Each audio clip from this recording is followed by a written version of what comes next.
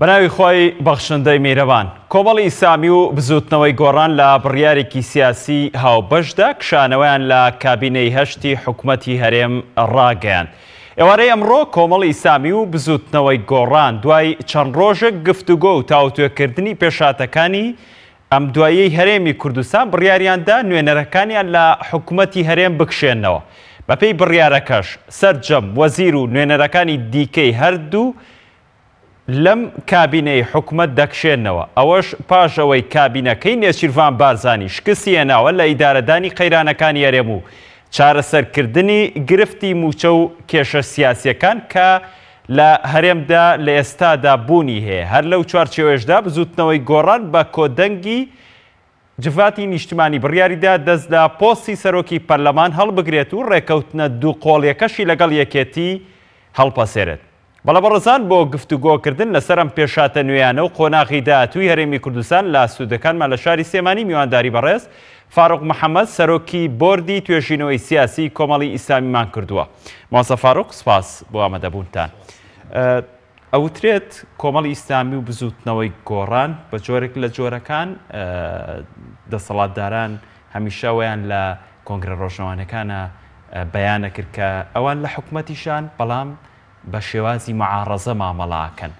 بۆچی هەر لەو کاتەوە کاتانزانیم حکوومەتە ئەوەی لە پایە نەماوە کە خزمەت بە هاوڵاتیان بکەن نەکشانەوە بۆ لە ئێستادا و بڕیارەتاندا؟ بەڵێ بەناوی خوای گەورە میرەبان سواز بۆ جەنابتان و سڵاو ڕێز بۆ بینەرانی کەناڵی ئاسمانی پێیان. دیارە بەشداریکردنی کۆمەڵی ئیسلامی و هەروە توانین بڵێن بزوتنەوەی گۆڕانیش لە کابینەی هەشتەمی حکوومەتی هەرێمی کوردستاندا لۆ سۆنگەیەوە بوو کە ئەم دوو لایەنە بتوانن خزمەتێکی زیاتر بە کۆمەڵانی خەڵکی کوردستان بکەن، بە تایبەتی کە لە قۆناغی ڕابردووە ئێمە ئۆپۆزسیۆن بووین لە 4 ساڵی ڕابردووە و لە کابینەی هەشتی حکوومەتی هەرێمی کوردستاندا هەوڵماندا کە بەژایی لەو کابینەی بکەین بە ئومێدەوەی کە حکوومەتێک بێ حکوومەتێکی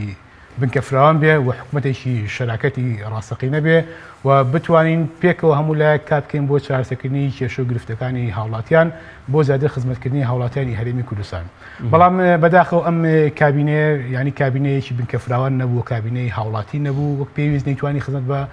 هاوڵاتیانی هەرێمی کوردستان بکە و ئێمەش تیایدا ڕاستە بەشدار بووین لە حکوومەت بەڵام بەشدار نەبووین لە حکومدا و بڕیارەکان یاخۆ زۆر جار بڕیارە چارەسازەکان نخبەیەک لەناو حکوومەت داویانە یاخۆ بڵێن دەسەڵات داوێتی دوولایانی سەرەکی هەژبوونیان بەسەر کابینێتە هەبوو و بەردەوام ئەبین لە ماوەی چەند ساڵی ڕابردووە کە بە شێوەیەکی تاگلایەنە و تاگڕەوانە حکوومەت کاری کردووە و بڕیاریدا و نەگەڕاتەوە بۆ بڕیارەکانی ئەنجومەنی وەزیران و لە ئەنجومەنی وەزیران بە زۆرینەوە کەمینە کار نەکراوە و هاوڵاتیانی هەرێمی کوردستان بەڕاستی لە ماوەی ڕابردووە زۆر گلەیان لەم کابینەیە هەبوو. ئەم کابینەیە نەیتوانێت پێویست خزمەتی هاوڵاتیانی کوردستان بکە، بۆیە ئەبینی ئێمە چۆن لە سەرەتا بەشداریکردمان لەم کابینەیە لەو سۆنگەیە کە بتوانین خزمەتی کۆمەڵانی خەڵکی کوردستان بکەین و هەرچەندە ئێمەش بە حاڵ خۆمان کۆمەڵی ئیسلامی و ئەو وەزیرانەی کە لامان بووە بە شایەتی هەموو لایەک بە شایەتی دۆست و نەیار کە وەزیری سەرکەوتوو بوون و جێپەنجیان دیارە وێڕای خراپی بارودۆخەکە نەبوونی بودجە قەیرانی دارایی، بەڵام وەزیرەکانی ئەمە جێپەنجیان دیار بتوانێنە خزمەتێ بکەن هەروەک چۆن لەو سۆنگەیەوە کە بۆ خزمەتکردن بەشداریمان کرد کاتێک کە زانیمان ئەم حکوومەتە بەڕاستی ئاوەڕ ناتاتەوە و تێبینەکانی ئێمە بۆچوونەکانی ئێمە بە هەند وەرناگرێ ئەو کاتە هەر لە بەرژەوەندی خەڵکی کوردستان بڕاری پیشانەماندا لەم حکوومەتە. بڕیارێکی درەنگ وەخت نەبوو؟ بەڵێ ئێمە بێ واقعی هەرێمی کوردستان بخوێنەوە ماوە سالار. ئێمە تەبەن لەناو کۆمەڵی ئیسلامیدا لە ساڵی ڕابردووە مشتومڕێ لەسەر کشانەوە لە حکوومەت ئێمە دیبێتمان لە ساڵی ڕابردووە بۆ ساز کردووە، بەڵام ئەبزین بارودۆخی هەرێمی کوردستان بارودۆخێکی ناهەموار بوو بەتایبەتی لە شەڕی داعشدا. ئێمە کاتێک کە تاوتوی کشانەوە لە حکوومەتمان هێندەی نەبێ شەڕی مووسڵ دەستی پێکرد و ئێمە بۆی خوێندنەوەیکی خراپ بۆ هەڵوێستەکانی ئێمە نەکەلەوە کاتێک کە هەرێمی کوردستان لە شەڕا لەگەڵ هێزێکی وەکو داعشدا ئێمە بین لەم کاتە لە حکوومەت بکشێنەوە بۆی کە تەفسیرێکی خراپی بۆ نەکرێت بۆیە چاوەڕێمانگە تا بۆ شەڕی داعش کۆتایی هات. دوای ئەوە بەڕاستی برای ڕفراندۆمیان هێنایە پێشەوە کە ئێمە زۆر هەوڵماندا کە ئەم ڕفراندۆمە لەو کات و ساتەدا کە لەبار نەبوو و ئێستاش ئەنجامەکەی دیارە کە چۆن بە شکست شکایەوە زۆر هەوڵماندا کە ئەم ڕفراندۆمە بۆ کاتێکی پێویست هەڵبگیرێ و کۆدەنگی نیشتیمانی لەسەر دروست بکرێت. ئەمەش بەداخەوە هەر نەکرا و دوای ڕفراندۆم ڕووداوەکانی 16 ئۆکتۆبر بە دوادا هات بەڕاستیان ئێمە گەڕاین بۆ دەرفەتێکی گونجاو دەرفەتێکی لەبارکە ئەو بڕارێکە وەرمانگرتووە تیا جێبەجێ بکەین بۆیە ئەمڕۆژ ئەو دەرفەتەکە باوبەشی لە نێوان کۆمەڵی ئیسلامی و بستنەوەی گۆڕاندا ئەو دەرفەتە دراوە لە کاتێکا کە خەڵکی کوردستان ئەبینین نیگەرانە لە سەروبەندی خۆپیشاندانە لە چەندین شار و شارەکەوە داواکاری هەیە داواکاری ڕەوای هەیە و مامۆستایان و فەرمانبەران داوای هاوڵاتیان بەگشتی داوای سەرەتایەتی مافی خۆیانەکەن ئەم حکوومەتە کە بەدەم ئەم داواکاریان نایەت بۆیە بە پێویستمانزانی و بە کاتی خۆی مازانی کە لەم کاتەیە بڕادی پیشانەماندا لەم حکوومەتی کابینێ بە کشانەوەی بزوتنەوەی گۆڕان و کۆمەڵی ئیسلامی حکوومەتی هەرێمی کوردستان دۆخی دوای کۆمەڵ و گۆڕان چی بەسەرایەت؟ بەڵێ ئێمە بەداخەوە حکوومەتێکمانەیە توانین بڵێن یاخو بڵێن دەسەڵاتدارانێکمان لە حکوومەتە بەڕاستی کەمتەرخەم بەڕاستی بێباکن هەروک چۆن لە ماوەی ڕابردووە بینیمان کە چەندین ساڵە خەڵکی کوردستان لە باردۆخێکی ناهەمواری داراییدا ئەژێم حکوومەتە بێباکە کەمتەرخەمە ساڵی پار و ساڵی پیران مامۆستایان فەرمان دوای مافەکانیانەکەم بەڕاستی بێباک کەمتەرخەمە لەم لاوە کابینەی حکوومەت یاخو بڵێن لە ساڵی ڕابردووە و کۆمەڵی وەزیری بزنەوەی گۆڕان نێردرانە ماڵەوە پەرلەمان پەکخرا هاتن بە وەکالەت ئەم شوێنانیان پڕ کردەوە بۆی ئەڵێمە وەزیرێک ئەم کابینەیە یاخو بڵێن سەرۆکایەتی ئەم کابینەیەکی بێباکە ئەبینێ ئەو 3 ڕۆژە هەرێمی کوردستان لە بارودۆخێکی زۆر ناهەمواردایە خەڵک لە خۆپیشاندانایە و قوربانی لێکەوتۆتەوە و بەدەستی هێزە ئەمنیەکانی دەسەڵاتداران خەڵک شەهید کراوە و خەڵک بریندار کراوە سەرۆکی حکومەت و جێگرەکە لە دەری وڵاتن ئەسڵە وایە بە کتوپڕی بە خێرایی گەشتەکان هەڵۆشانداوە بگەڕانەوە بۆ ناو هەرێمی کوردستان بەڵام ئەبینین باشیان نییە و لە دەری وڵات و خەریکی درێژەپێدان بە گەشتەکەی خۆیاندا بۆی ئەم حکومەتە زیاتر ئێمە ئەخێنە ژێر بەرپرسیارەتیەوە و ئێمە لە ڕابردووە چیمان پێکراوە بە ئەدای کاری خۆمان کردووە و ئیتر لێرە بەدووە ئەم حکومەتە بەڕاستی خستوانە دەژێر پرسیارەوە و ئەم حکومەتە بێ مراجعی خۆی بکاتەوە و ئێمە لە ڕابردووە ئەمە چەند مانگی ڕابردوو داوامان کردو کە پێویستە ئەم حکومەتە لە دوای ڕووداوەکانی ئۆکتۆبرەوە ئەم حکومەتە مراجعی خۆی بکاتەوە پێویستە حکومەتێکی کاتی تەشکیل بکرێت چاکسازی لە خۆی دابکە بەڵام بەداخەوە بین حکومەتێکمانەیە نابیستێ. زۆر باشە ماس فاڕۆق ئەگەڕێمەوە لای بەڕێسانە چینە لای پەیامنێرمان جەلال محەممەد لە گردی زەرگەتەی شاری سێمانیەوە لەگەڵمانە بێت جەلال سڵاوی خوا لێ بتۆم کاتت باش نوێترین زانیاریەکان لای تۆ چین سەبارەت بە دەست لە کارکێشانەوەی وەزیرەکانی بزوتنەوەی گۆڕان و دەرچوون لە کابینی هەشتی حکوومەتی هەرێمی کوردستان نوێترین زانیاری لای سڵاو لە تۆ کاک سالار لە بینەرانی بەڕێزی کەناڵی ئاسمانی پێیان بێت دیارە لە ئێستادا شاندێکی هاوبەش لە بزوتنەوەی گۆڕان و کۆمەڵی ئیسلامی لە کۆبوونەوەن کە پێکاتۆن لە محەممەد حەکیم کارگەڕی ئەنجومەنی سیاسی کۆمەڵی ئیسلامی و ڕێبوار حەمەد و تەبێژی کۆمەڵی ئیسلامی و هەروەها لە بزوتنەوەی گۆڕان پێکاتۆن لە جەلال جەوهەر و عوسمانی حاجی محمود کە لە کۆبوونەوەن و ئەگەری هەیە لە دوای کۆبوونەوەکەیان لێرە کۆنگرەیەکی ڕۆژنامەنووسی زیاتر پرسی کشانەوەیان لە کابینی هەشتی حکوومەتی هەرێمی کوردستان زیاتر بخەنە ڕوو گەرچی لە ئێستادا هەردوو لام بڕیارەیان داوە دیارە دوو ڕۆژە جواتی بزوتنەوەی گۆڕان لە کۆبوونەوەدایەوە ئەم پرسەی تاوتوێ کردو دوجار بڕیاری ئێگلاکەرەوەی داوە بەڵام پێشتر دیارە ئەنجومەنی سەرکردایەتی کۆمەڵی ئیسلامی ژەم بڕیارەی بەرز کردبوویەوە تە پەسەندی کرد و بەرزی کردو بۆ ئەنجومەنی سیاسی و ئەنجومەنی سیاسی ژەم بڕیاری دانابوو بۆ کاتی کە کات و ساتی خۆی بێ بە پێ و ڕێوشێنانەی کە ئەنجومەنی سیاسی خۆی بە باشی دەزانێ و لە ئێستادا لە هەڵوێستێکی هاوبەش ئەم دوو لایەنە سیاسیان بڕیاریان دەرکردووە بڕیارەکە دیارە لە ئێستادا تەنها کشانەوەی وەزیرەکانیانە لە حکوومەت نەک لە حکوومەتی خۆجەیە هێشتا ماونەتەوە بڕیاری ئەمەیان دەرنەکردووە بەڵام لە دیارە بزوتنەوەی گۆڕان پەیوەندیەکانیشی لەگەڵ یەکێتی نیشتیمانی کوردستانە هەڵپەساردووە سەرۆکی پەرلەمان استیقالەشیان لە سەرۆکی پەرلەمان داواتەی یوسف محەممەد لە سەرۆکی پەرلەمان استیقالەتدا و دەست لەکار دەکێشێتەوە من لێرە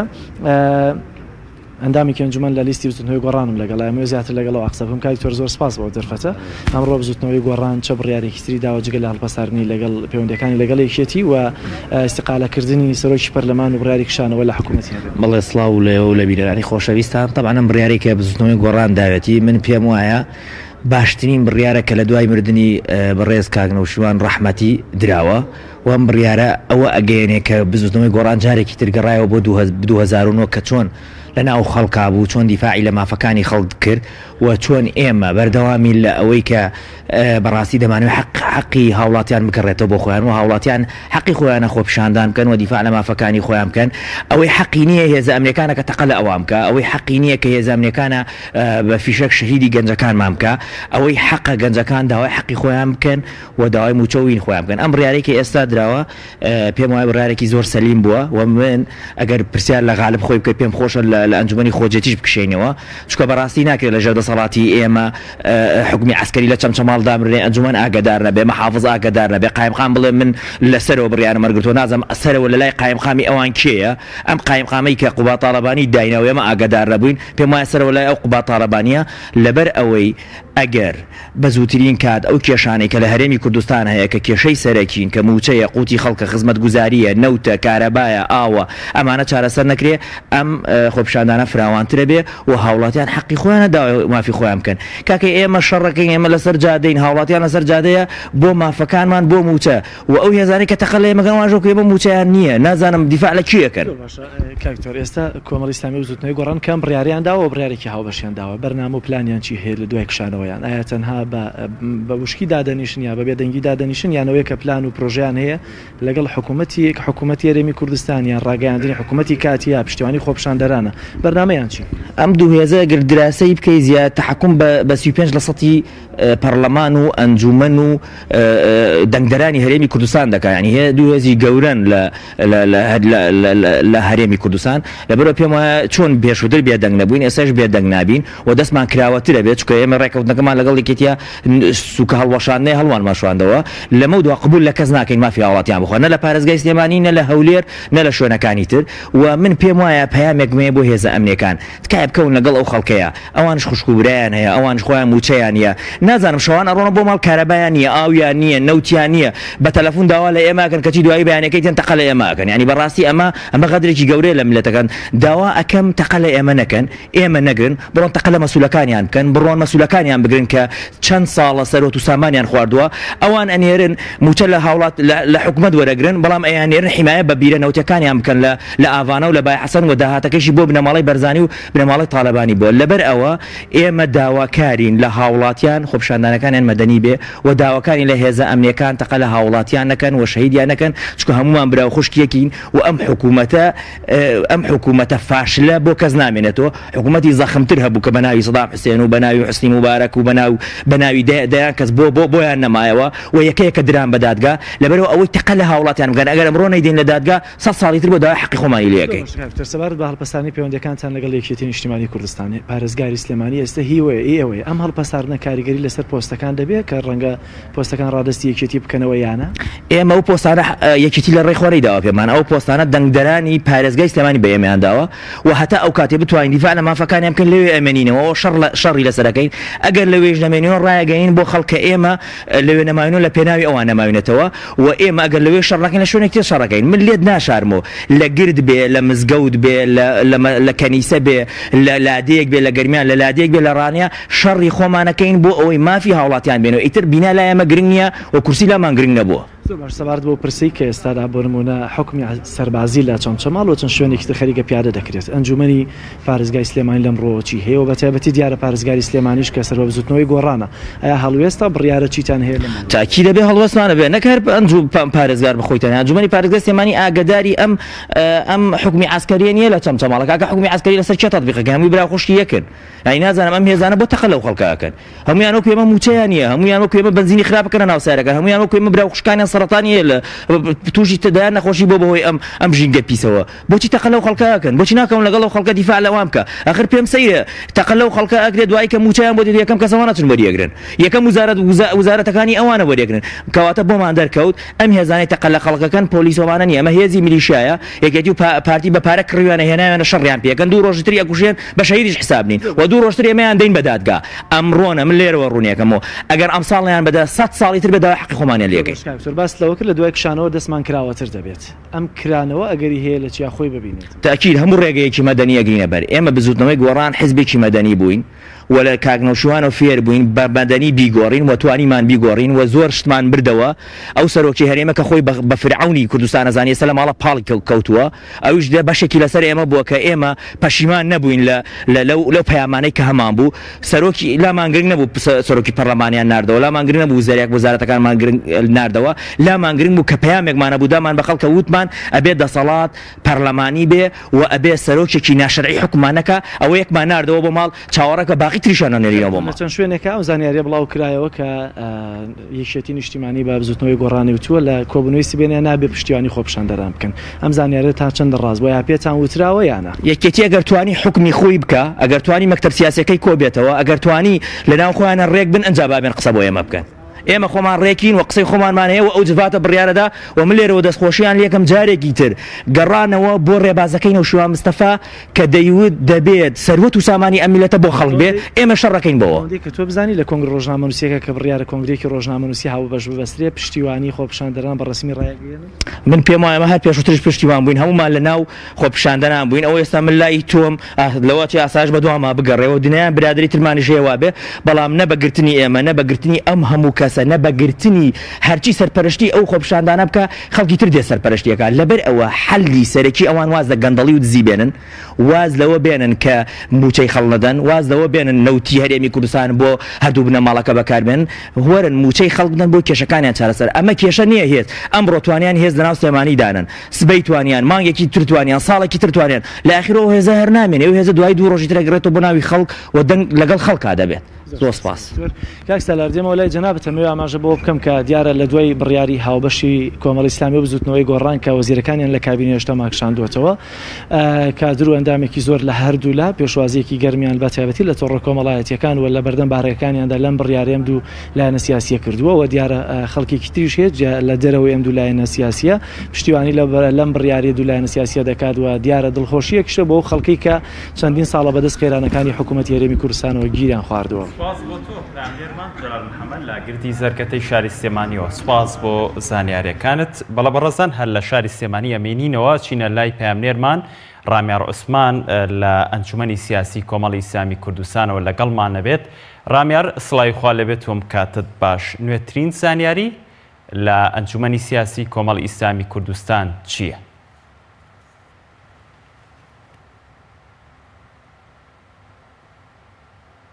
ڕامیار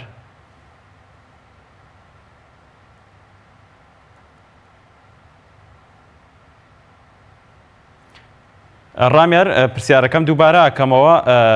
نوێترین زانیاریەکان لای تۆ چین سەبارەت بە دوایین هەڵوێستی کۆمەڵی ئیسلامی کوردستان و بسووتنەوەی گۆڕان لە کشانەوەیان لە کابینەی هەشتی حکوومەتی هەرێمی کوردستان. بەڵێ مامۆستا سالار ئەمڕۆ کۆمەڵی ئیسلامی و بزوتنەوەی گۆڕان گرنگترین بڕیاریاندا ئەویش بڕیاری کشانەوەیان بوو لە حکوومەت دیارە ئەم بڕیارە لە پڕێکا بوو ینی چاوەڕوانی ئەوە نەدەکرا کە بەم بەپەلەیە ینی ئەم بڕیارە بدرێ بەڵام دیارە لە دوای ئەو خۆپشاندانانەی کە سەری هەڵدا و هەروەها نزیک بوونەوەی ئەم خۆپشاندانانە وای کرد کە کۆمەڵی ئیسلامی و بزوتنەوەی گۆڕان بە تەواوەتی بڕیارەکە بگەن بە کۆتا و ئەم بڕیارە گرینگە بدەن لە ئێستادا کشاونەتەوە من دەمەوێت لەگەڵ مامۆستا ئەنوەرسەنگاوی قسەی زیاتر بکەم بزانم ئەم بڕیاری کۆمەڵی ئیسلامی چۆن سەرچاوی کرد مامۆستا ئەم کاتت باش ئەم بڕیارەی کۆمەڵی ئیسلامی لە پڕێکا بوو چۆن بڕیارەکە دراوە ینی پێشتر کۆبوونەوەتان لەسەر ئەنجامدا بوو؟ بەڵێ بەنای خۆی گەورە و میرەبان کۆمەڵی ئیسلامی کوردستان هەر لە سەرەتای بەشداری لەم کابینە هەشتەمی حکوومەتی هەرێمی کوردستانە بە کۆمەڵێ مەرج کە بناغەکەی بریتی بوو لە شەش پاکێچەکەی حیزبە ئۆپۆزیسیۆنەکانی پێش کابینەی هەشتەم کە لە دوای ڕووداوەکانی حەڤەی شوڵاتەوە ئامادەیان کردبوو لەسەر ئەساسی ئەو شەش پاکێچە بەشداری ئەم کابینەی کرد. دیارە ئەم شەش پاکێجە بەرژەوەندی گشتی تیا ڕەچاوکراوەنێک بەرژەوەندی حیزبی و ئێمە چەندین جار لە کۆبوونەوە جیاجیەکانی ئەنجومەنی وەزیران لە ڕێی وەزیرەکانمان و هەروەها لە کۆبوونەوە سیاسیەکانمان تاکیدمان کردەوە کە ئەو پاکێجانە داواکاری و بەرنامەی کاری حکوومەتی هەرێمی کوردستانە کە ئیعلانی کردووە لەسەری بۆیە بەداخەوە ئەو پاکێجانە ئەتوانم بڵێم جێبەجێ نەکران کە سەرێکی ترینیان بەدامەزراوەیکردنی مؤسساتی ئەم وڵاتە بە تایبەتی هێزە چەکدارەکان و هەروەها گەڕانەوە بۆ خەڵک و هەروەها پەرلەمانێکی حەقیقی بێ بە شێوەیەکی حەقیقی لێپرسینەوە لە حکوومەتکە ڕۆلی ئەکتیڤ بێ و بتوانێت دەستێوەردان نەبێ بۆ هەروبارەکانی بەداخەوە قۆناغ بە قۆناغ ئەم حکوومەتە ماهیەتی خۆی لە دەسەدا کە گەیشتە ئەوەی کە پەرلەمانی کوردستان تەعتیل کرا بۆ ماوەی 2 ساڵ بە بێگەڕانەوە بۆ هیچ کەسێک بەبێ هیچ یاسایەک و ئەم حکوومەتە بەڕاستی ئێمە زۆر هەوڵماندا وەکو لایەنێک کە هەستمان بە مەسئولیت کردووە کە چوونەتە حکوومەتەوە بۆ ئەوە نەچوین پۆست بۆ ئەندامەکانی خۆمان دابڕین بۆ خزمەتکردن چوین بۆ خزمەتی گشتی چوین بەڵام کاتێک کە سەیرەکەین جەماوەری کوردستان بەردەوام معاناتەکانی زۆرترە بێ موچەی فەرمانبەران وردە بەرەو نەمانە چێ لە ڕوبع موچەوە بۆ نەمانی موچە پاشان کێشەکان زیاتر گەورە بێ و ڕووداوەکانی 16 ئۆکتۆبەر ڕوویدا کە محەتەیەک و وێزگەیەکی تر بوو بۆ ئەم حکومەتە بەخۆیان بچێتەوە داوامان کردوتمانم حکومەتە با هەڵوەشێتەوە حکومەتێکی کاتی دروست بێ حکومەتێکی ڕزگاری نیشتیمانی دروست بێ بۆی ئێمە بەڕاستی داواکاریەکانی خەڵک بکەین بە ئەساس و بنچینە بۆ گۆڕانکاری بەداخەوە جۆمالێ نەگیرا و ئێمە گەیشتینەوە قەناعەتی و دوای ئەوەی ئەم خۆپیشاندانانە کە ڕوویدا لە هەرێمی کوردستان و ڕقی جەماوەری کوردستان تەقیەوە ئێمە گەیشتینەوە قەناعەتی ئەم حکومەتە میزداقەتی لە دەستداوە کۆتایی پێهاتووە بۆیە ئێمە ئەم بابەتە دەمێکە جێباس و خوا سەلامان لەلایەن ئەندامانمانەوە گفتوگۆمان لەسەر کردووە بەڵام وەکو باسم کرد ئێمە هەستمان بە مەسئولیت کردووە ئێستاش ئەم بڕیارەمان داوە لە بەرژەوەندی خەڵک دامانە بەڵێ بەدەنگی ئەنجومەنی سەرکردایەتی کۆمەڵی ئیسلامی ئەم بڕیارە دراوە و ئێستا و حتا وەزیرە بەڕێزەکانمان و ئەو بەڕێوەبەرانش بەڕێوەبەرگشتیانەشی مشارکن لە حکومەتە ئەوانی ڕزامەندن بەم بڕیارە و بە خۆشبەختیەوە کۆمەڵی ئیسلامی یەک بڕیارە لەم مەسەلا بۆیە الحەمدا ئەم بڕیارەمان داوە و ئەم بڕیارە ئێمە لە بەرژەوەندی خەڵکە بینین و ئومێد دەکەین ئەم بڕیارە ئێمە بێتەمایی بە خۆداچوونەوەی ئەم حکومەتە ئەلەم قۆناغا کە بەڕاستی ئیعلانی شکستی خۆی کرد و بەرەو ئیعلانی ئیفلاسبوونی خۆی شێچێ ئیعلانی ئەوە بکات کە بەڕاستی ئەم حکومەتە شکستی هێنا بە پەلە و بە زووترین کات هەڵبژانێکی نەزیف و پاک بکرێ بۆ ڕزگارکردنی ئەم دۆخەنا لەبارەی هەرێمی کوردستان مامۆستا ئەنوەر لە ئێستا بەدوا کۆمەڵی ئیسلامی ینی چۆن ئەچێتە پێشەوە ینی ئەچێتە شانی جەماوەرەوە یان بەرنامەی یان کاری کۆمەڵی ئیسلامی لە دوای ئەوە چۆنە بێت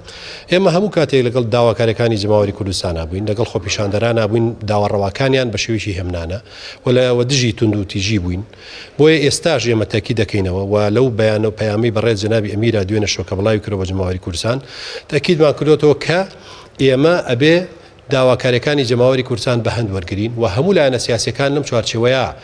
جوڵی خۆیان دەست پێ بکەنەوە بە تایبەتی ئەم حکومەتە کە ئێستا ئەتوانین بڵێن زۆر بە لاوازی ماوەتەوە هەوڵ بات بەدەم ئەم داواکاریانەوە بچێت لەسەر و هەمووی شێوە پاراستنی ژیانی هاوڵاتیانی هەرێمی کوردستان پاراستنی مافی دەربڕینی خۆپیشاندان و مانگرتن لە هەرێمی کوردستانە پارێزراو بێت بە هیچ جۆرێت تەقەکردن لە خۆپیشاندەران داخستنی کەناڵەکانی ڕاگەیاندن فشار بۆ بارەگا حیزبیەکان ئەمانەشتی ڕێگە پێنەدراون ئەبێ ئەم حکومەتە پارێزەری گیان و مڵکی هاوڵاتیانی هەرێمی کوردستان و هەموو لایەنە سیاسیەکان بێت لە بەشێک لە ڕاگەیاندنەکانی دەسەڵاتەوە ئەوە وتراوەکە ئەمانی کە هەیە خۆپیشاندانە ئاژاوەکێڕن یان ئەمانە تا چەند ئەمە ینی خەڵک لەم قەیدانەیە ئەژیت ئەتوانی پێیان بڵێ ئاژاوە نەخێر ئێمە و داواکاریانە و ئەو خۆپیشاندانە بە ئاژاو گێڕی نازانین بەڵام لەوە ئەچێ شعور بە مەسئولیەتی هەندێک لە خۆپیشاندەران نەتیجەی تووڕەبوونیان گەیشتێتە ئاسێ کۆمەڵی هەڵە بکەن بۆیە بێ حکوومەت ڕەچاوی ئەمە بکە و ئەو داواکاریانە بە نەزەری اعتیبار وەرگێت خەڵک بێزارە خەڵک بێتاقەتە خەڵک موچەی نییە خەڵک ژیانی نییە بەڕاستی خەڵک نازانێت چاوەڕێ چی بکە لەم هەرێمە کارەبای نییە ئاوی نییە ژیانی نییە بۆیە بەڕاستیم حکومەتەش کە تا ئێستا بەم شێوەیە بووە هەنگاوەکانی هیچی دڵخۆشکرد نەبووە بۆ خەڵک گەیشتە و ئاستی کە خۆی بێتە سەر جادە داوای داواکاریەکانی خۆی کا خۆی فشار بخاتە سەر حکومەتە بۆیە ئێمە داواکاریەکانی جەماوەر داواکاری حەقەزانین بە شەرتێک بە مەرجێک کە ڕێکوپێک کرێ و بە شێوەیەک بێ کە داواکاریەکان ئاراستەکراو بێ و دوور بێ لە تونند و تیژی و ژیانی خەڵک پارێزراو بێ و ئەمنیەتی ئەم هەرێمەی کوردستانی خۆمان پێویستە هەموو لایەکمان بیپارێزین لە ئێستاوە مامۆستا ئەنوەر وەزیرەکەی کۆمەڵ یان بڵێن بەڕێوەبەرەکانی کۆمەڵ لە حکومەتان نەماوە تەواو ناچنەوە سەرکارەکانی خۆیان بەڵێ ئێمە دوای ئەم بڕیارەی دامانە هەندێک ئوسولیاتی ئیداری خۆیانیان هەیە و بەڕێزانە تەواوی یەکەن لە دایرەکانی خۆیان وەلەو بەروارەوە کە ئێمە بڕیارەمان داوە ئەوان خۆیان بە بەرپرسیان نازانن بەرامبەر ئەو پۆستانی کە وەریان گرتووە لە حکومەتی هەرێم و کۆمەڵی ئیسلامیش بە هەمان شێوە زۆر سپاس مامۆستایان زۆر سپاس بەڵێ و مامۆستا ئاماژەی بێکرد لە ئێستا بەدواوە کۆمەڵی ئیسلامی هیچ پۆستێکی حکومی و بڵێن نەماوە لە نێو حکومەتە و لە ئێستا بەدواوە لە شانی جەماوەرایە و پشتگیری هەموو داواکاریەکانی خەڵک وە جەماوەرەکات بە شێوەیەکی مەدەنیانە بڕێوە بچێت. بەڵە زۆر سوپاس بۆ تۆ پامنێرمان ڕامی ڕوسمان هەروە زۆر سوپاس بۆ میوانەکەشت. بەڵە بەڕێزان لە تۆڕی پامنێرانی پەیامەوە ئەچینە لە سێمانیەوە چینە ڕانیە ماسە فارق بوو بوو لە ماوەیەکی زۆرە جێمێشتووی بەس بە پامنێرەکانمان بە تەواوەتی وەربگرین. ئاراس سڵای خوا لەبێت تۆم کاتت باش. نوێترین زانیاری لە دەفەری ڕاپەڕین لای تۆ چیایە؟ خۆپشاندان و ناڕەزایەتیەکان لە ئیداری ڕاپەڕین بەردەوامە و دۆخی هاوڵاتیانیش لەو ترس و دڵەڕاوکەی کە لە ماوەی ڕابردوودا دروست بوو لەوەی کە چەند هاوڵاتیەک شەید و بریندار بوون، ئێستا دۆخی ئەمنی ئیداری ڕاپەڕین چۆنە بە شێوەیەکی گشتی؟ سڵاو مامۆستا سالار لە تۆ لە بینەرانی کەناڵی ئاسمانی پەیام. دیارە ئەمڕۆژ بۆ ڕۆژی چوارەم بەشێک لە هاوڵاتیانی سەنتەری ئیدارەی ڕاپەڕین لە قەزای ڕانیە هاتنەوە سەر شەقام و جارێکی تر چالاکی خۆپشاندانەکانیان دەست پێکردەوە. ئەمڕۆژ بەشێک لەو بارەگانەیان سووتان کە ڕۆژی ڕابردوو نەسووتێنرا بوون. لە ئێستادا کە من قسە لەگەڵ ئێوە دەکەم ناڕەزایەتی و دڵگەرمی ئەو خۆپشاندەرانە کە دوێنێ بەشێک لە هاوڕێکانیان بەهۆی ڕوبەڕووبوونەوەکانیان لەگەڵ هێزە ئەمنیەکان و پاسەوانی بارەگاکان شەهید و بریندار بوون. ئەمڕۆ جارێکی تر هاتوونەوە سەر شەقام. ئەوەی کە من ئێستا زانیاری و لە بەردەستی منە ئەو خۆپشاندەرانە دەوری ماڵی فەرماندەیەکی سەربازیان گرتووە، دەیانەوێ بچنە ئەو ماڵەوە، بەڵام هێزێکی زۆری سەربازی بە جلوبەرجی مەدەنیەوە و هێزێکی دەمامکداری زۆر و بە چەکی قورس و هەمەڕ و ئەوانە لە ناوشاری ڕانیەدا هەبوونی هەیە و هەستی پێدەکرێت و هاوڵاتیان بەم دیمەنە تا ڕادەیەکی زۆر لە قەلەقی و نیگەرانیەکی زۆردان. ئەوەی کە لە ڕانیە دەگوزەرێ بارودۆخێک ئەگەرچی هاتوچۆ لە ناو شار تا ڕادێک ئاساییە، بەڵام زۆرترین خێزانەکان فشاریان لەسەر مناڵەکانیان وە کەسوکارەکانیان دروست کردووە کە نەڕۆنە دەر. ئەوەی ئەو گروپانەی کە لە ڕۆژانی ڕابردوودا بەهێمنی داوای خۆپشاندانیان دەکرد و دەهاتنە سەر شەقام، ئەمڕۆ چالاکییان ئەنجام نەدا، چکن ئەوانە ڕایان گەاند ئەوەی کە ئەوان ئامانجی ئەوان گەورەتر بوو لەوەی کە ڕۆژی ڕابردوو خۆپشاندانەکە ئاڵۆزی لێکەوتەوە گرژی لێبەرپا بوو. لە قەزای پشدەری دیارە خۆپشاندان و ناڕەزایەتی هاوڵاتیان بەردەوامە. لقی یەکگرتووی ئیسلامی لە قەزای پشدەر سووتێنراوە، هەروەها ناوچەی کۆمەڵی ئیسلامی لەلایەن خۆپشاندەرانەوە بەردباران کراوە، بەڵام تا ئێستا ناوچەیە نەسووتێنراوە. و لە ناحیەی چوارقوڕنەی سەر بە قەزای ڕانیەش کەوەی کە من قسە لەگەڵ بەڕێستان دەکەم، خۆپشاندان بەردەوامە، دەیانەوێ ئەوانەی کە لەوێ هاتوونە سەر شەقام دەیانەوێ بچنە سەر کۆمیتەی یەکێتی نیشتیمانی کوردستان لەو سنوورە. بۆی زانیاری ئەوەم پێگەیشتووە کە تەقا لەوێش بیسراوە و ئەوەی کە پێش ئەوەی کە من لەم ڕووماڵە تایبەتەدا لەگەڵ ئێوە گفتوگۆ بکەم، دەنگی تەقەیەکی زۆر لە ڕانیەش بیسترا کە ئەو دەنگانەی کە ئێمە بیستمان لە چەکی قورس دەچوون، بەڵام تا ئێستا ئەم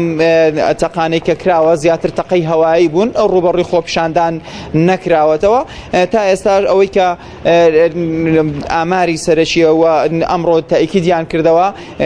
نزیکەی 80 هاوڵاتی ئەوەی کە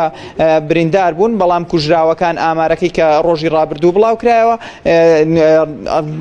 ڕاست دەرنەچوو. ئەمە کە هەیە ئامارەکەی لە بەردەستدایە تەنها 2 هاوڵاتی بەهۆی ڕوبەڕووبوونەوەکانەوە لە بەردەم یەکێک لە بارەگا حیزبیەکان بە فیشەک کوژراون. ئەوە زانیاریەکانن ئەوەی کە تا ئێستاش جموجۆڵ و خۆپشاندان تا ئێستا بەردەوامی هەیە و تا ئێستا ڕوونی ئاڕاستەی خۆپشاندانەکان بەرەو چ بارەگایەکی تر دەچێت. ئەوەی کە هەیە زانیاریەکان تا ئەوەی کە من قسە لەگەڵ بەڕێستان دەکەم بەم جۆرەیە. بەڵە زۆر سوپاس بۆ تۆ پامنێرمان ئاراس ڕەسوول لە ئیداری ڕاپەڕینەوە لەگەڵمان بووی. سوپاس بۆ زانیاریەکانت. مازە فاروق ببوورە ماوەیەکی زۆر جەمێشتی ئەمەوێت بەر لەوەی بچینەوە سەر باسکردن لە لێکەوتەکانی کشانەوەی کۆمەڵ کابینی هەشتی حکوومەت یاریمی کوردستان ئەمەوێت پرسیارێکرد لێ بکەن لەبارەی ناردنی هێز بۆ زۆرێک لەو شوێنانەی کە خۆپشاندان بە چڕی تێیاندا ئەنجام درراوە و حکمی سەربازیش لە هەندێک لەو ناوچانە ئەمە چیمان پێڵێت؟ بەڵێ خۆی ئەمە ئەومان پێڵە بەداخەوە کە دەسەڵاتداران لە هەر شوێنێکی بەتایبەتی لە ناوچەکانی ڕۆژهەڵاتی ناوەڕاست سوود لە ئەزمون یەکتر وەرناگرن. شاڵاوی تووڕێی خەڵک و جەماوەر و تایبەتی گەنجان و وەسین و توێژەکان بەهێزی عسکەری ناتوانانی بەری پێ بگری. ئێمە بینیمان لە وڵاتانی ناوچەکە ئەوە لە تونس ئەوە لە میسر ئەوە لە لیبیا ئەوە لە یەمەن شاڵاوی سەربازی و بارودۆخی ڕاگەاندنی بارودۆخی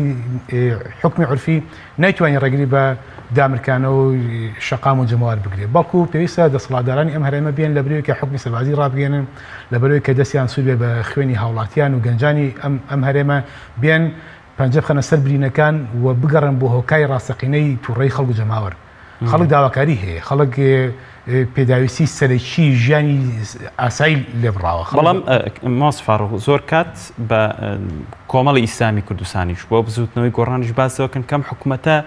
هیچی لە پایانیە بۆ جێبەجێکردنی خزمە گوزاریەکان. حکوومەت چۆن ئەماکە کە ئێوە ئیڵێن؟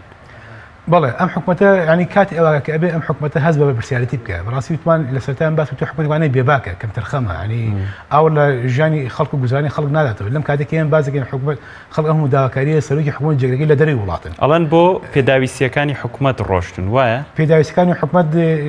لەناو خۆیە ینی ئەگەر سەرچاومڕۆیەکانی ئەم هەرێمە و داهاتی ئەم وڵاتە و نەوتی ئەم وڵاتە لەناو خۆی هەرێمی کوردستاندایە. ئەی خۆیک ئەمڕۆ بۆ ئۆچن لە ڕابردووە بۆ ئاوران لەم خەڵکە نەدایەوە خۆ سیستەمی ڕوبحەموچە ئەوە زیاد لە 2 ساڵە لەم هەرێمە کاری پێکرێ. ئەی ئەو کاتە بوو ئێساڵن نیوەی داهاتمان لە دەستداوە خۆ کاتە داهاتیان تەواو بوو. ئێساڵە مانگانە داهاتمان 460 میلیارد دینارە بۆتە نیوە کەواتە لە ڕابردووە سەر و 900 میلیارد دینار بۆ بە احترافی خۆیان. ئەی بۆ موچەی خەڵکیان نەداوە کە سەر و 900 میلیارد دینار بەشی موچەی تەواوەتی هەموو بە سەردیوار و بندیوارەوە بە موچەخۆری ڕاستەقینەوە موچەخۆرە وهمەکانی خۆشیانەوە بەشی هەموو ئەوانەیەکە ئەی بۆ لە ڕابردوو ئەمان نەداوە. کاتەم حکوومەتیانی بەڕاستی بەداخەوە نیەتێکی نییە بۆی کە گوێ لە خەڵک بگرێ و گوێ لە داواکارەکانی شەقام بیبیستێ. ئەم حکوومەتە چۆتە ئاسی داواکارەکانی شەقام نابیستێ بۆیە لە برێ کە پەنا بۆ ڕێگەچاری ئەمنی بەرێ پەنا بۆ ئەو بێ کە خەڵک تۆمەت خاتە پاڵ خۆپشاندران بێ گوێ بگرێت لە داواکاری ڕاستەقینەکانی خەڵک داوای ژیانێکی سادە و ئاساییەکە داوای موچەکە داوای لەم زستانە داوای بەرمی لە نەوتەکە داوای ئاو کارەباکە ینی بەڕاستی ئەم پێداویستیانە ئەستەن لە وڵاتان جێی باز نینە مەشتی سەرەتایی وشتی سەرمێنەوە بێ ئەرکی حکوومەتە بەڕاستی حکوومەتێکە ئەمانەی پێدابی نەکرێ بێ خۆی هەست بە شغلکە خۆی ئیستیقالە بکات و واز بێنێ ینی خۆی دەست بەردار بێت و ڕێگە چۆکە خەڵکانی بێن ئەم بارودۆخە ڕاستکەنەوە. ماس فاڕۆق لە 170 بۆ 80 هاوڵاتیانی هەرێمی کوردستان ناڕازین لەم حکوومەتەوە قسەیان هەیە لەسەر ئەم حکوومەتەوە ئەشبینین لە خۆپشاندان و ناڕەزایەتیەکانە ینی ئەوە ئەڵێن کە ئێمە پێویستمان بە پێشەوایەتیەکەیە پێویستمان بە ڕابەرایەتیەکەیە بۆی دۆخەکە بگۆڕین بە شێوەکی مەدەنیانە و کۆمەڵی ئیسلامی کوردستان و بزوتنەوەی گۆڕانیش بازەوەکرێت کە هەمیشە باجیان بەوە داوە لەم حکوومەتەیە کە لە بەری خەڵک ماونەتەوە و داواکاری خەڵکیان گەیاندووە لە حکوومەتە. کۆمەڵی ئیسلامی پلانی چییە بێ بۆی کە ئەو خەڵکە ناڕازیە بەم شێوازە کە جۆرێک لە جۆرەکان تو نوتیژی تێکەوتووە ڕابەرایەتی بکە پلانتان هەیە بۆمە یاخود بە جۆرێک لە جۆرەکان حکوومەتی هەرێمی کوردستانیش ئەوەی ڕاگەیان کە لە ماوەی 3 مانگە ئەوێت هەڵبژاردن بکە بەم دۆخەوە هەڵبژاردن لە قازانجی دەسەڵاتدارەکان یان لە قازانجی حیزبەکانی ترا. کۆمەڵی ئیسلامی چۆن لە ڕابردووە لە بەری خەڵک و جەماوەر بووە بە هەمان شێوە ئێستاش لە بەری خەڵک و جەماوەر ماوەتەوە بەردەوامە بین. ئێمە چۆن کاتێکە لە حکوومەتدا بووین وەزیرمان هەبووە وەزارەتمان هەبووە ئەمە وای لێ نەکردوین بێدەگمین لە ئاس گەیاندنی داواکارەکانی خەڵک. ئێمە هەمیشە ئەو ڕخنەمان کێوە لە حکوومەت و بەڵام بۆ ئۆپۆزیسیۆنانە چۆنەڵی هەڵسکۆ دەکەن ئێمە داواکاری خەڵک داواکاری ڕەوایە هەمیشتەگەڵ داواکاری خەڵکین جا لە حکومت بین یا لە حکومت نەبین چۆن ڕابردە لە حکومت بوون و پێداگیریمان لەسەر داخوازی خەڵک کردووە بە هەمان شێوە ئەمڕۆ کە کشاینەتەوە بە هەمان شێوە پێداگیری لە داواکاری خەڵکی کوردستان دەکەین و ئێمە لە بەرەی خەڵک و لە بەرەی شەقامی و داواکارەکانی خەڵک داواکاری ڕەوایە و ئەم پشتگیری و پشتیوانی لە هەموو خۆپشاندانێک و هەموو ڕێگاچارێکی مەدەنیانە و هێمنانە و ئاشتیانە ئەەکەین و بەڕاستی بەم شێوازە ئێمە ئەتوانین حکومت بینە ژێربار بە خۆپشاندانەکان ئاشتیانە بێ مەدەنیانە بێ بەڵام بەردەوام بێ بەردەوام بێت تاکو ئەم دەسەڵاتە ناچار ئینە ژێربار و ژێرفشار و کە بەتایی لەم کاتا کە حکومەت هەرێمی کوردستان بەڕاستی تەواو شکست خواردووە و تەواو بە کشانەوەی ئێمە لەم حکومەتە تەواو لاوەستە بێ و ئەبێ ئەکەوێتە بەردەم قۆناغێکی ئەبێ هەز بە پرسیارەتی بکە و مراجعی خۆی بکاتەوە و مراجعکردنەکە چاکسازی لە خۆی داکە بۆرمونە حکومەتێکی ئێمە پێت وایە ینی بەم دۆخەی دەسەڵاتدارانی ئێستا هەرێمی کوردستان کە هاوڵاتیان لەسەر شەقامەوە هاوارەکەن ئەوانە بە مشەخۆر ناوە بن بتوان چاکسازی بکەن و چاو بەخۆیان بخشێنەوە حکومەت هەرێمی کوردستان لە بەردەم دوو ئەگەردایە یا ئەوەتا بێت چاکسازی بکات و چاکسازیی ڕاستەقینەوە چاو بەخۆی دابخشێنێتەوە پێکرێت یا ئەوەتا کە ئەبێ ئەم حکومەت هەرێمی کوردستانە بەڕاستی ماڵ ئاوایی بکە پێی ئەکرێت چاکسازی پێی نەکرێت ماڵ ئاوایی بکە ئەبێ دەستبەردار بێ ئەبێ ڕێگە چۆکە بۆ خەڵکانێکیکە بەڵام ئێمە بینین لە بەرامبەر ئەوەی کە پێشی ناکرێت ئەوەتە حکمی سەربازی ڕاکێ بەڵام وتمان حکمی سەربازی چارەسەر نییە ئێمە ئەزمموی وڵاتان ئەمان تاقی کردەوە ئێمە لە ئەزمموی مێژە ئەومان پێڵێ ئەنی بڕاستی بەداخەوانی دەسەڵاتدارەکان زۆر لێگەچن ینی یەک لە دوای ئەم شەو بۆ منە هێڵی ئینتەرنێتیان بڕی کەناڵ داخن لەولاوە بۆ منە تەقا لە خۆپشاندرانەکەن خەڵک ئەگرن خەڵک بریندارەکەن حکمی سەربازی ڕاگەن ئەمانە هیچی ڕێگە لە بەر بە تووڕێی خەڵک و هەوڵاتیانی کوردستان ناگرێت ئێمە نەگە ئەزمموی دوور و نزیک ئەمەی سلماندووەکە دەسەڵاتداری وەکو شای ئێران نەیتوانی ڕێگە بە خۆپشاندەر و تووڕێی خەڵک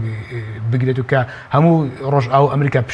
پشتیوانی لێکرد تا کاتێککە ناچار بە ڕۆشتن کاتە مێژوو ئەمەی بۆ سلمانیون کە تۆ بە ڕێگەی ئاگر و ئاسن ناتوانانی بەر بە تووڕێی خەڵک بگیری باوکو پێویستە مراجعی خۆت بکەیتەوە بە خۆدا بچیتەوە و گوێ لە داواکارەکانی خەڵک و شەقام بگری ئەنجاوەتە یاوەتە حکومەتی بێتە ژێربار چاکسازی ڕاستەقین لە خۆی دابکە یاوەتا بە دەستبەردار بێ حکومەتێکی کاتی دابمەزرێ یاوەتا بێ لە زووترین کاتە ئامادەیاگە بۆ هەڵبژاردنێکی پاک و نزیکە جنابەت پرسیاری ئەوەت کرد ئەم خۆپشاندنەش تا ئێستا ئەم هەڵبژاردنەش پێویستە بە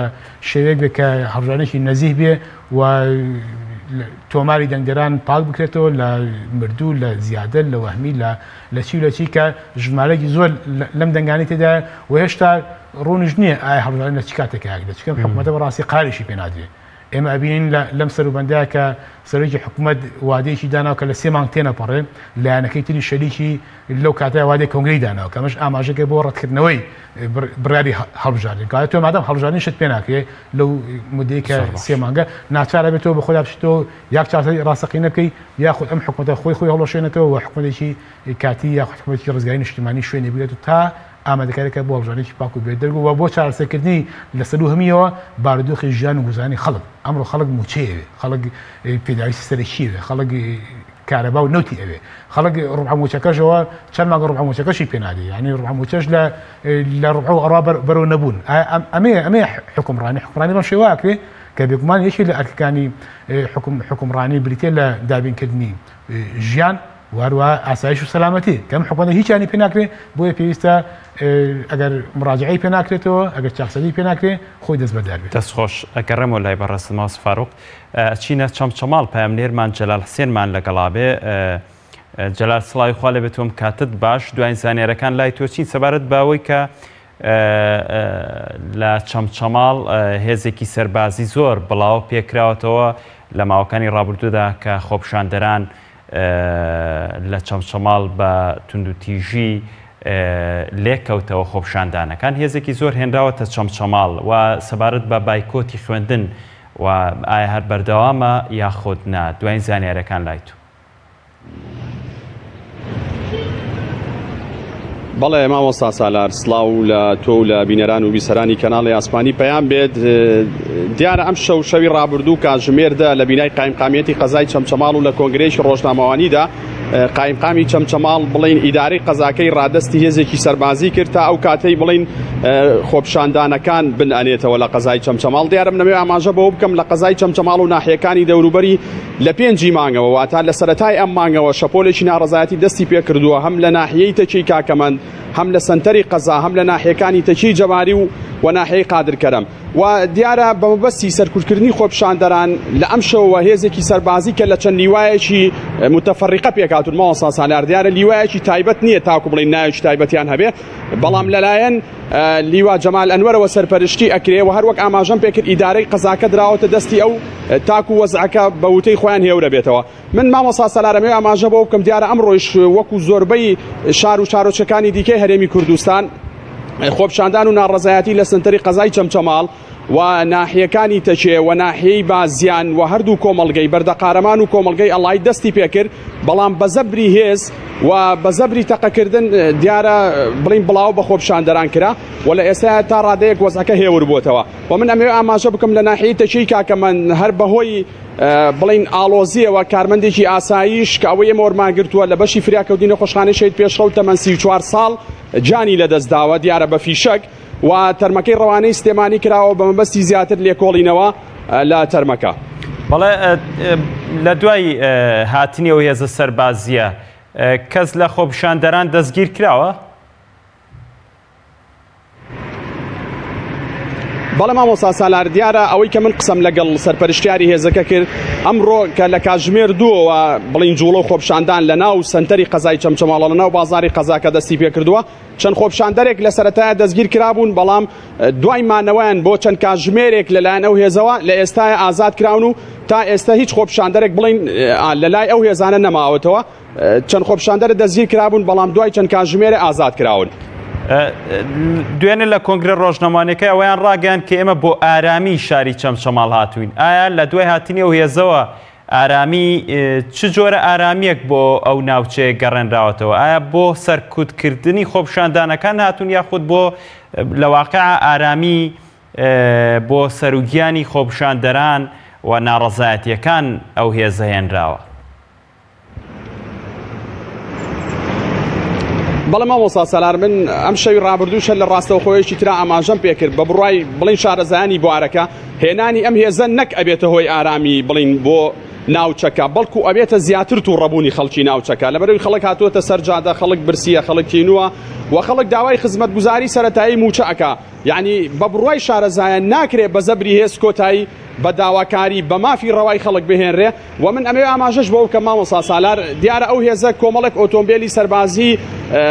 یان هێناوەتە ناو بازاڕەوە و لە شوێنە گشتیەکان دیارە ئەمیش هەر نیگەرانی لای هاوڵاتیان دروست کردەوە بۆیە لە ئێستاە بە بڕوای شارەزایانی بوارەکە پێ ناچێت بڵین بوونی ئەو هێزە نەک هەر ئارامی بە ناوچەکە ببەخشێت بەڵکو پێی ئەچێ ئالۆزیەکانی ناوچەکە زیاتر بکات. سپاس بۆ تۆ پەیامنێرمان جەلالسێن لە چەمچەماڵەوە لەگەڵمان بووی سپاس بۆ زانێرەکانت. ماسە فارۆک کاتمان بەرەو کەم بوونەوە ڕات ئەمێ بپرسم کە ئەوە لە حکوومەتی هەرێمی کوردستان لە کابینەی هەشت کشاونەتەوە بەڵام تا دوایین زانیاری ئەوترێت کە لە حکوومەتە خۆجیەکان ماونەتەوە تا چەند ڕاستە بۆ ماونەتەوە. بەڵێ دیارە ئەمە کە کشاوێنێتەوە لەوەکو ڕاگەیەنداوە لە حکوومەتی بڵین هەرێمی کوردستان کشاوێنێتەوە وی پێڵە حکوومەتی هەرێمی کوردستان و حکوومەتی خۆجیەکان چۆنەڵی دوشتی جیاوازن ئەم حکوومەتێکی مرکزی هەرێمی کوردستانش حکوومەتی خۆجی پارێزگای سلێمانیە و ئەمە شکاتی خۆی بە دوو اتفاقی جیاواز بڕاستی ئەمە جێبەجێ بووە و ئێمە هەموو ئەگەرەکان لە بەردەمانە کراوەیە ینی هیچ بڕارێک نییە بۆی کە ئێمە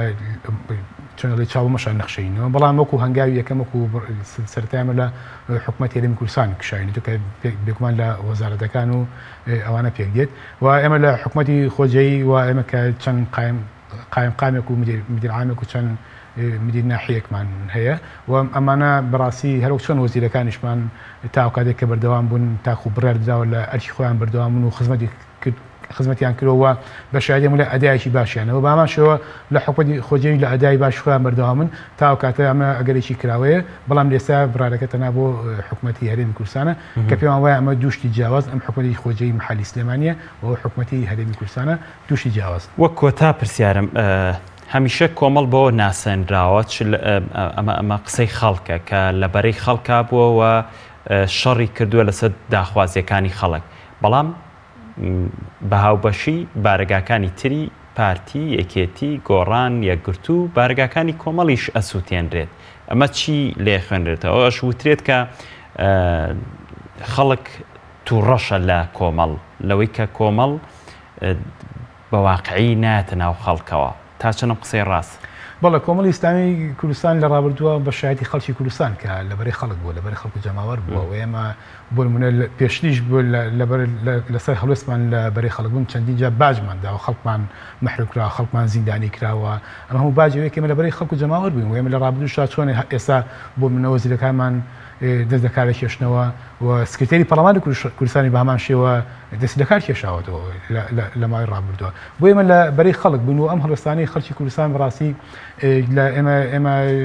پاسایان بووینەوە کە خەڵک تووڕەیە خەڵک نیگەرانە و خەڵک وای کردووە کە یعنی بۆ نمونە چەند ئێمە پێم وایە کە ئەمە هەڵوێستی هەموو خەڵکی کوردستان نییە و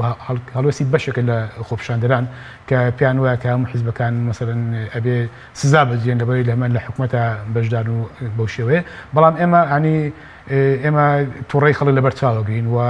مافی خۆپیشاندان مافێکی ئاساییە مافێکی سادەی خەڵکی کوردستانە کە تابیر لە ناڕزاتەکانی خۆی بکە و خۆپیشاندان بکە بەڵام بە ئەماش ئێمە لەگەڵ خۆپیشاندانی مەدەنیانە و هێمنانەداین و ئەمەش وامان لێ ناگەکە ئێمە سار بینەوە لە پشتگیریکردنی خەڵکی کوردستان بەڵکو بە هەمان شێوەی ڕابردوو بگرە زیاتر پشتیوانی لە خەڵکی کوردستانەکەین و پێمان وایە ئەمە تووڕەی خەڵکی کوردستانەکە نەجەرواکە تێگڕای خەڵک یاخود تێگڕای لایەنەکان وەک یەک سزایان بدە هەرچەنە تا ڕادەی خەڵک ئەمەشی پێوە دیارە کە ئازانێکی بۆ من لایەنی سەرەکی قەیرانەکەی و زیاتر ڕووی لە ئەوە بەڵام هەرنەجار لە کاتی چۆنە لە هەڵچوون و تووڕەبوونا جاری وایە پرشنی ئەگەر بەر لایەنەکانی تریژەکەوێ بۆ ئێمە ئەوە بە هەندوەرگین کە خەڵکی کوردستان تووڕێ نیگەرانە و داواکارەکانی داواکارێکی ڕاستەقینە و حەقیقیە و هەنە جاریش وای لێگە کە مەسەلەن تووڕەیەکی واکە کە ئاگر بەر لایەنێکی کەش بکەوێت ئێمەوە لەبەر چاوەگرین و وەزیاتی پێداگیر دەبین لە بەرەی هەرچەوتم کۆتا پرسیار بەڵام ئەمانەکەمە کۆتا پرسیارم پێت وایە ئەم خۆپیشاندان و ناڕەزایەتیە کە بناکرێتەوە ئامانجەکەی خۆی پێکرد لەوەی کە داخوازیەکانیان کە وەکو